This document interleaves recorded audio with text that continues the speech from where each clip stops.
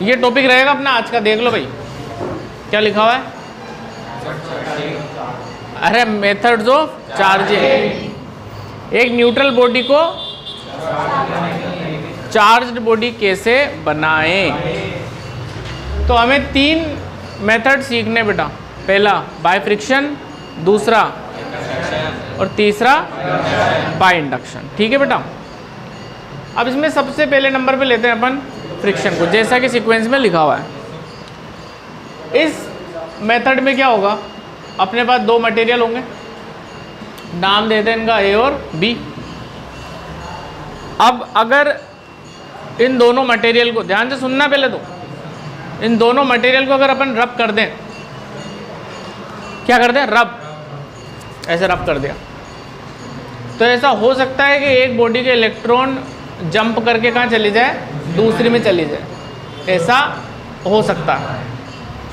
Suppose तुम दिमाग लगाना, देखा आंसर क्या देते हो, जानना चाहूँगा मैं। ये 2 बॉडी है, इनको मैंने रब कराया, और सपोज ए के इलेक्ट्रॉन कुछ निकल के कहाँ पहुँच गए, बी में। पहले दोनों न्यूट्रल थी भाई, अरे पहले कैसी थी, न्यूट्रल। इसके इलेक्ट्रॉन जंप कर गए इसमें, तो अब मुझे बताओ कि अगर ए से इलेक्ट्रॉन चले गए बी में, तो ए पे कैसा चार्ज आएगा और बी पे कैसा चार्ज आएगा। सबको बोलना पड़ेगा आज, शाबाश बेटा शाबाश। ए पे और बी पे, क्योंकि हम ये जान चुके हैं आज, बिल्कुल 5-7 दिन हो गए कि न्यूट्रल बॉडी में से इलेक्ट्रॉन जाएगा तो पॉजिटिव चार्ज आएगा, और न्यूट्रल बॉडी पे इलेक्ट्रॉन जाएगा तो नेगेटिव चार्ज आएगा। ये बच्चा जान गया पूरे पैटर्न का। अरे बात समझ में आ गई क्या, ओके बेटा। तो ये वाले तरीके को क्या बोलते हैं अपन, चार्जिंग बाय फ्रिक्शन, सिंपल। अब इसमें एक मैं लिस्ट आपके लिए बना रहा हूँ प्यारे बच्चों, यहाँ बना देता हूँ। कुछ मटेरियल हैं जिनको मैं लिख देता हूँ, और फिर इनके बारे में आपको बताता हूँ क्या चक्कर रहेगा, कैसा सवाल आएगा।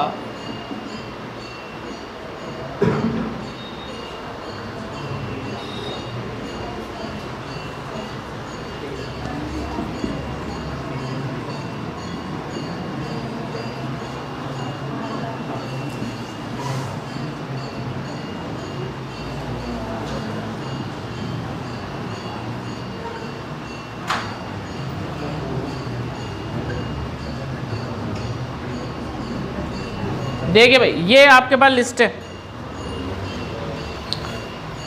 फर, ग्लास, कॉटन, पेपर, अरे अलग अलग मटेरियल हैं। सिल्क, सिल्क समझते हो ना, कैडबरी सिल्क, अरे वो नहीं है, सिल्क माने रेशम, human body, would, metal, rubber, amber, ebonite. इसमें क्या है सीक्वेंस में, ध्यान से, खास बात क्या है कि इनमें से कोई से भी 2 मटेरियल अगर आप लो और रब करो, तो जो लिस्ट में ऊपर है उस पर पॉजिटिव चार्ज आएगा, और जो लिस्ट में नीचे है उस पर कैसा चार्ज आएगा, नेगेटिव। मैं एक एग्जांपल देना चाहूँगा आपको इस मंच पे खड़ा होकर आज। सपोज ग्लास और सिल्क को रब किया आपने, तो लिस्ट में कौन ऊपर है, ग्लास। तो ग्लास और सिल्क को रब किया तो ग्लास पे कैसा आएगा, जेनुल, और सिल्क पे शाबाश। सिल्क और रबर को कर दिया आपने तो रब, अरे बोलो ना कि एक बार, सीक्वेंस में कौन ऊपर है और ये नीचे, तो इस पे पॉजिटिव, इस पे आ गया क्या समझ में, बहुत बढ़िया। मान लो मैं तो कह रहा हूँ कॉटन और ह्यूमन बॉडी, कॉटन और ह्यूमन बॉडी, और ह्यूमन बॉडी पे नेगेटिव। अब इसमें क्या होता है, ज़्यादातर सवाल तो यार बेटा ग्लास पे आते हैं, ज़्यादातर सवाल आप देखोगे तो किस पे आएंगे, ग्लास।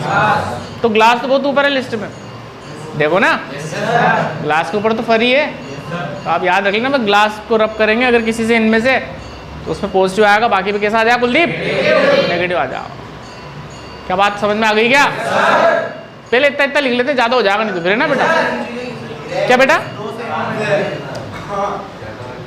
अपना इकजोत, अरे यार बेटा इकजोत कह रहा है दो सेम को रब करेंगे तो नहीं होगा बेटा, डिफरेंट होने चाहिए मटेरियल, है ना। ठीक है सर, ओके लिख लेते हैं अपन।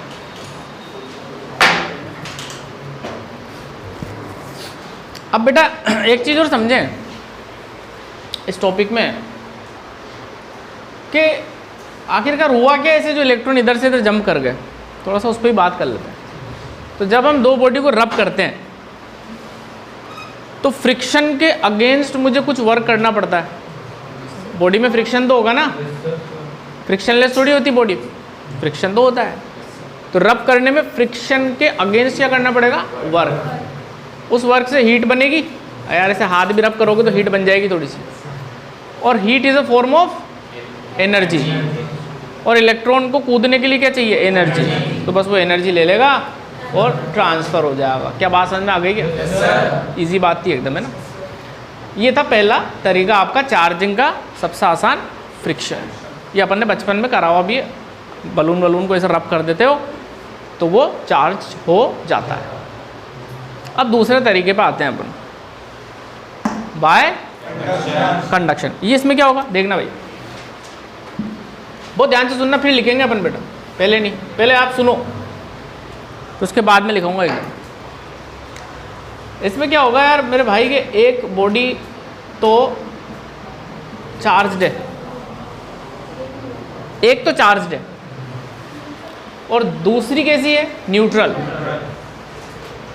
अब अगर मैं इस चार्ज्ड बॉडी को डायरेक्ट टच करा दूं न्यूट्रल बॉडी से, अरे सुन तो रहे हो ना तुम, चार्ज्ड बॉडी को अगर मैं न्यूट्रल बॉडी से डायरेक्ट टच करा दूं तो चार्ज्ड बॉडी का चार्ज कहाँ कूद जाएगा, न्यूट्रल में, सारा नहीं कूदेगा, हाफ हाफ चल जाएगा। अगर सुनो,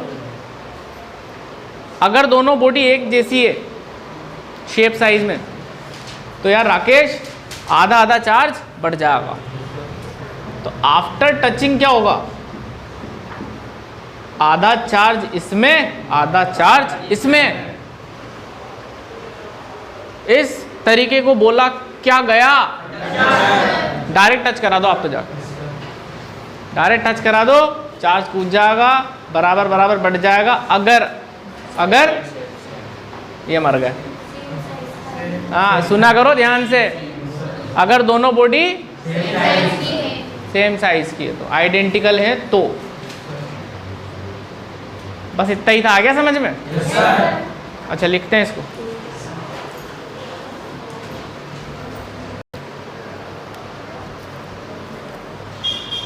थोड़ा और बता दूं इसमें, देखना। अगर बेटा मान लो इस पे 10 कूलाम का चार्ज है, इस पे 10 कूलाम का चार्ज है, ये न्यूट्रल है, टच करके अलग अलग कर दिया, दोनों बॉडी एक जैसी हैं तो कितना कितना आएगा, 5 है ना बेटा, 5। अभी जो टच करके अलग करने वाली बात है ना, इस पर थोड़ा सा और अपन जानकारी हासिल कर लेते हैं, कैसे समझते हैं। मान लो ये तो 10 कूलाम है और इस पे पहले से 4 कूलाम था। अरे था, इसमें पहले से 4 कूलाम था यार, था तो था। अब इनको टच करके अगर अलग अलग कर दिया मैंने तो कितना कितना चार्ज रहेगा दोनों का, समझ गए? टोटल चार्ज जोड़ लो पहले तो दोनों का मिला के, 10 और 4 14। टोटल चार्ज का क्या कर दो, हाफ, और दोनों में बांट दो। नहीं आया समझ? दोनों बॉडी का चार्ज जोड़ लो और फिर आधा आधा बांट दो, कितना कितना आ जाएगा, 7 8 नहीं 7। अब सुनो, मैं तो कह रहा हूँ इस पे 10 कूलाम है और इस पे -4 कूलाम है, दोनों को टच करके अलग कर दिया। और थोड़ी सी अक्कल लगाओ ना यार, ये 10 और -4 टोटल कितना हो गया, 6। उसका आधा, दोनों पे कितना आ जाएगा, 3।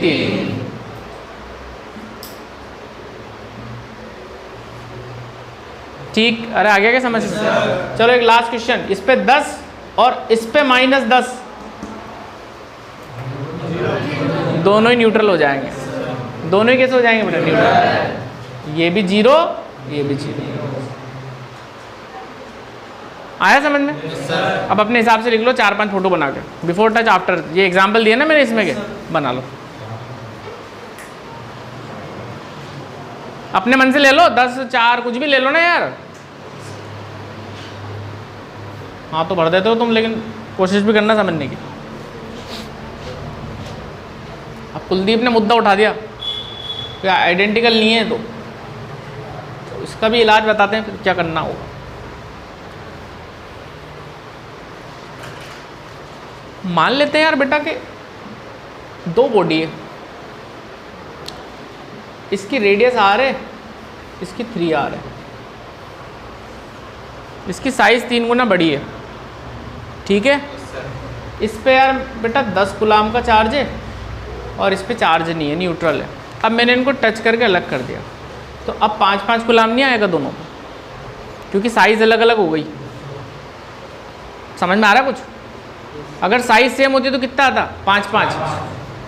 अब साइज अलग होगी तो फिर कितना कितना आएगा। उसके लिए हमें क्या करना पड़ेगा कि बेटा जो इनका रेडियस का रेशियो है, अब सुनना ध्यान से, रेडियस के रेशियो में चार्ज डिवाइड होएगा। ये r है, ये 3r है, तो रेशियो क्या हुआ? 1:3, यानी टोटल चार्ज जो है वो भी 1:3 में बढ़ जाएगा। कितने में बटेगा? रेशियो में बांटना आता है कि नहीं आता? छोटी कक्षा में आता है? अरे बोलो ना यार। तो 10 कूलाम को 1:3 में अगर मुझे बांटना है तो कैसे बटेगा? देखो 1/1+3 इंटू टोटल चार्ज कितना है? 10, तो 10/4। तो पहली बॉडी पे कितना आएगा? 10/4। दूसरी बॉडी पे कितना आएगा? 3/1+3 इंटू 10, 30/4। तो पहली बॉडी पे कितना चार्ज आएगा? 10/4 और दूसरी पे 30/4। इसको भी कट कर सकते हैं अपन, 2.5 और कितना हो जाएगा? 7.5। हो गया ना 1:3। अरे नहीं आया क्या समझ में यार? फिर तुम कहते भी और फिर समझने की कोशिश भी नहीं करते हो। कौन से रेशियो में बांटना है? रेडियस के रेशियो में चार्ज बटेगा टोटल। अगर ये r है, 3r है, तो 1:3 में बटेगा। अब अक्कल लगाओ, ये r है और ये 2r है। अब मैं कह रहा हूँ 100 कूलाम का चार्ज है इस पर। अब कैसे कैसे चार्ज आएगा? दिमाग लगाओ। 1:2 में जाएगा चार्ज। 1:2 कैसे निकलेगा? 1/1+2 इंटू 100, तो 100/3, और इसका 2/1+3 इंटू 100। आगे बात समझ में? तो अगर बॉडीज आइडेंटिकल नहीं है तो फिर चार्ज बटेगा रेडियस के रेशियो में। ये नोट करके लिख लो, ऐसा करो, नोट करके लिख लो।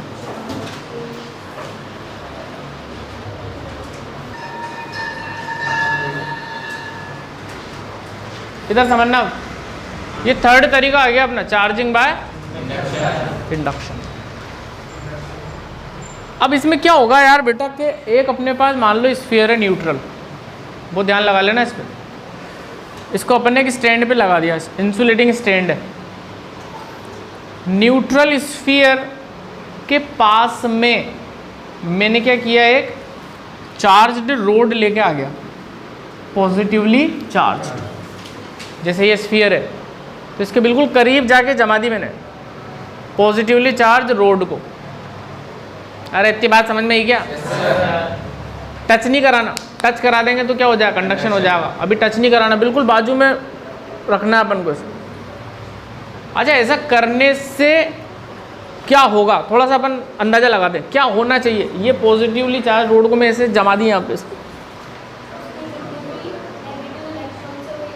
शाबाश, ये बच्ची सोच रही बढ़िया, शाबाश बेटा। क्या नाम बताया था आपने? वैभवी ने एकदम सही आंसर दिया। तुम क्या बारात में आओगे बेटा? थोड़ा बहुत तो सोचा करो।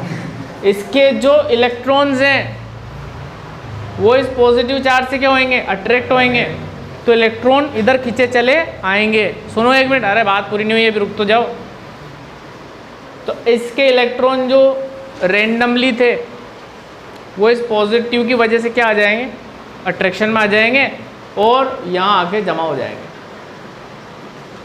अब देखना बेटा, यहाँ पे इलेक्ट्रॉन की संख्या बढ़ गई तो ये इलाका कैसा हो जाएगा, नेगेटिवली चार्ज, और इलेक्ट्रॉन कहाँ से आए, इधर से इधर, तो इस इलाके में इलेक्ट्रॉन की कमी हो जाएगी, तो ये कैसा हो जाएगा, पॉजिटिवली चार्ज्ड। ये स्टेप 1 अपनी हो गई। क्या समझ में आई क्या यहाँ तक, पक्का? ठीक है। स्टेप 2 में क्या करना है, स्टेप 2 ये अलग ही बना दो चलो। स्टेप 2 में मेरे भाई इसको तो यहीं तैनात रखना है अपन को। ये नेगेटिव आई गया था, है ना। अब क्या करना है स्टेप 2 में अपन को कि ये वाला जो हिस्सा था ना, ये वाला, इस हिस्से को अर्थिंग कर देना है। अर्थिंग करने का मतलब क्या है, अर्थिंग करने का मतलब कुछ भी नहीं है, एक वायर लो, यहाँ पे ज्वाइन करो और उसको कहाँ डाल दो, अर्थ में, जमीन, हाँ जमीन पे जमीन पे डाल दो उसको, तार को, ठीक है। अच्छा, अर्थिंग करने से क्या होता है कि जो चार्ज है ना वो कहाँ पहुँच जाता है, अर्थ में। तो ये जो पॉजिटिव चार्ज आया था ये कहाँ पहुँच जाएगा बेटा, अर्थ। नेगेटिव नहीं जा पाएगा, क्यों, थोड़ा थोड़ा सोचो, क्यों नहीं जा पाएगा, ये यहीं पे तैनात है, ये जाने नहीं देगा। यानी ये हिस्सा फिर से कैसा हो जाएगा, न्यूट्रल, और ये हिस्सा नेगेटिवली चार्ज। कितनी स्टेप हो गई, 2। अब in the step 3 Kuldeep what will happen, third step में प्यारे बच्चों हमें अर्थिंग का तार हटा देना है और इस रोड को भी हटा देना है। तो क्या इलेक्ट्रॉन ऐसे रह जाएंगे क्या, बताओ? ऐसे नहीं रहेंगे, इलेक्ट्रॉन या नेगेटिव चार्ज जो होगा वो पूरे में फैल जाएगा, डिस्ट्रीब्यूट हो जाएगा। स्टेप 3, तो ये टोटल 3 स्टेप में काम होएगा। पहली स्टेप में रोड लाके जमा दी, इलेक्ट्रॉन इधर, पॉजिटिव चार्ज उधर। दूसरी स्टेप में अर्थिंग, पॉजिटिव चार्ज कूद गया, वापस से न्यूट्रल हो गया। और तीसरे में अर्थिंग भी हटा दो, रोड भी हटा दो, चार्ज पूरे में डिस्ट्रीब्यूट हो जाएगा। इसका मतलब ये हुआ पूरी कहानी में कि हमने बिना टच कराए न्यूट्रल बॉडी को क्या कर दिया, चार्ज। तो जब बिना टच कराए ये वाला काम कर रहे हैं अपन, तो तरीका क्या कहलाएगा, इंडक्शन। इंजेक्शन नहीं, इंडक्शन। आ गई क्या बात समझ में? तो कंडक्शन में तो क्या हो रहा था, डायरेक्ट टच, और इंडक्शन में डायरेक्ट टच। 3 स्टेप में काम होएगा। अरे आया क्या समझ में यार, बनाओ।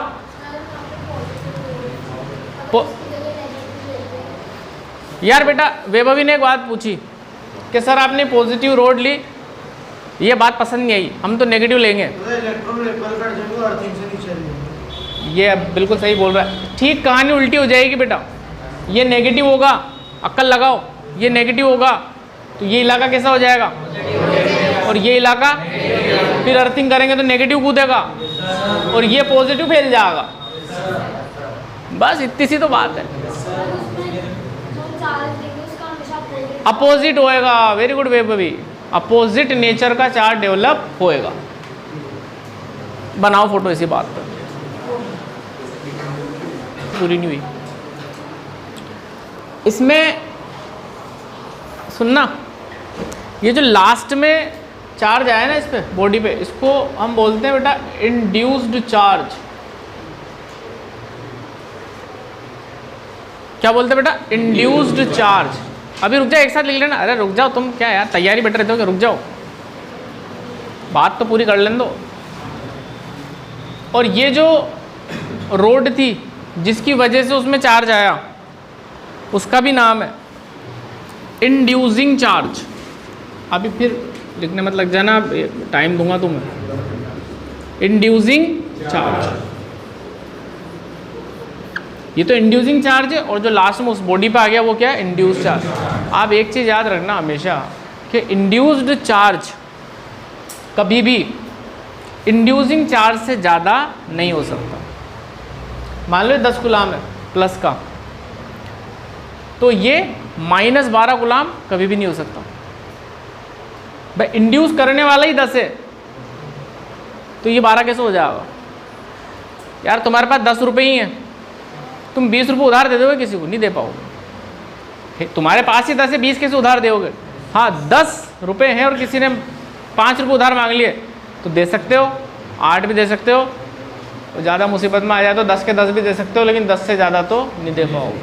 तो जो चार्ज इस पे, इससे तो कम ही आएगा इस पे, या बराबर आ सकता है। अगर ये मेटल का हुआ तो बराबर आ जाएगा, और अगर मेटल का नहीं हुआ तो कम आएगा। इसका एक फॉर्मूला लिखा रहा हूँ जो हमें याद रह जाए तो बहुत बढ़िया। Q dash is equal to -Q 1 - 1 upon epsilon R। ये नई चीज़ है, इसके बारे में बाद में बात करूँगा। Q डैश का मतलब है इंड्यूस चार्ज, Q का मतलब है इंड्यूसिंग चार्ज, और माइनस इसलिए लगाया है क्योंकि इसका नेचर और इसका नेचर क्या होगा? अपोजिट। ठीक है, और इसको बोलेंगे हम रिलेटिव परमिटिविटी। ये इस पे चर्चा बाद में करेंगे, अभी लिख लो बस रिलेटिव परमिटिविटी। अरे नाम है, बस लिख लो, ये चीज़ें भी इंट्रोड्यूस करा लो।